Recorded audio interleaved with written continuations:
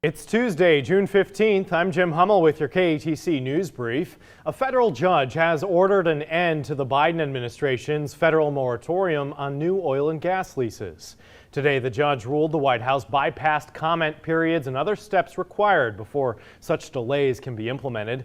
The ruling also says lease sales that were delayed in the Gulf should be resumed, but the Biden administration attorneys argue the suspension is legal. The moratorium was imposed after the president signed executive orders to fight climate change in January. Here in Louisiana, Attorney General Jeff Landry, who led the challenge, called the ruling a victory for the rule of law and also the oil and gas industry. The suspect in the deadly shooting of a teenage girl in Lafayette is now in custody. According to Lafayette police, the suspect, who's a juvenile, turned himself in last night. He's facing a second-degree murder charge in the death of Zaria Gary. The shooting happened last week on North Pierce Street, but Gary died from her injuries over the weekend. In New Iberia, former Iberia Parish School Board member Raymond Shudu Lewis is honoring the memory of his late son Jaron, who was killed in August of 2019.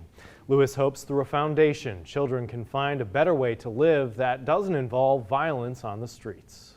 We want to mentor, we want to help tutor, we want to help show them there's a different way you can live and be happy and not fall prey to the gang bangers, and you can succeed and live a good and productive life. That's our goal and mission. Cadiana Workforce Solutions hosted a recruiting job fair at West End Park in New Iberia.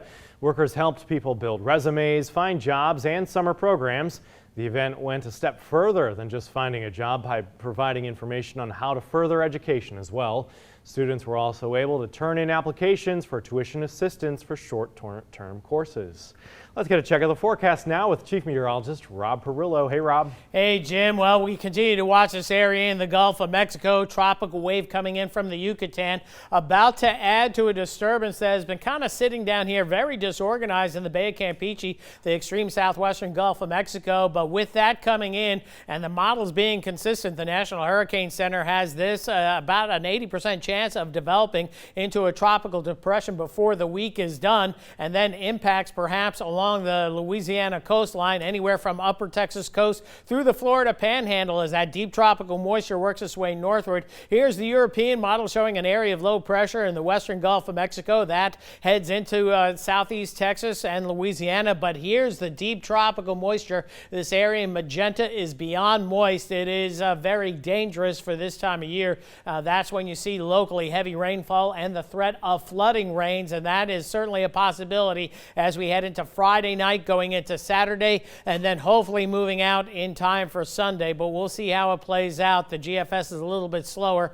on the model run. Upwards of 4 to 8 inches of rain possible based on the current information that we have. But in the near term, rain chances going down. The heat is on over the next couple of days, mid-90s for highs, and then the rain coming in late Friday into the weekend. We'll be watching that Gulf of Mexico very closely. Don't think it's going to be anything stronger than a tropical depression or storm, but we'll watch it, and then going into next week, a resumption of a typical summer pattern. That's it for news and weather for now. Thank you so much for checking in.